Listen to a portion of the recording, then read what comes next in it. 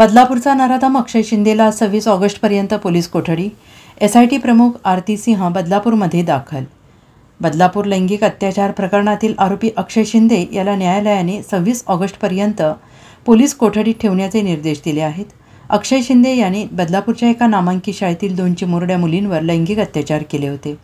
त्यानंतर बदलापूरमध्ये संतापाची लाट उसळली होती. त्याची परिणिती उग्र आंदोलनात झाली होती. या पार्श्वभूमीवर बुधवारी सकाळी आरोपी अक्षय शिंदे याला कल्याण कोर्टात हजर करण्यात आलं.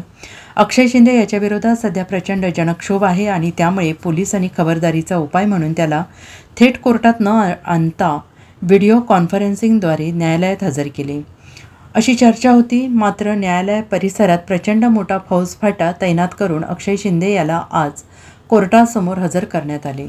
आज त्याला न्यायालयासमोर हजर केल्यानंतर सरकारी वकिलांनी हे प्रकरण गंभीर असून या प्रकरणाची अधिक चौकशी करण्याची गरज असल्याचं सांगितलं. त्यानुसार न्यायालयाने अक्षय शिंदे याची रवानगी 26 ऑगस्टपर्यंत पोलीस कोठडीत केली आहे. तर दुसऱ्या बाजूला या प्रकरणाच्या चौकशीसाठी राज्य सरकारने नेमलेल्या विशेष तपास पथकाच्या प्रमुख आरती सिंह बुधवारी बदलापूरमध्ये दाखल झाल्या. बदलापूरमधील ज्या पोलीस ठाण्यात गुन्हा दाखल झाला तिथे जाऊन आरती सिंग या तपासाची सूत्रे हाती घेणार आहेत. या निमित्ताने ठाण्यातील अनेक वरिष्ठ पोलीस अधिकारी बदलापूरमध्ये दाखल झाले आहेत. यामध्ये पोलीस आयुक्त, सहआयुक्त दर्जाच्या अधिकाऱ्यांचा समावेश आहे. DIG आरती सिंग या अधिकाऱ्यांसोबत बैठक घेत आहेत.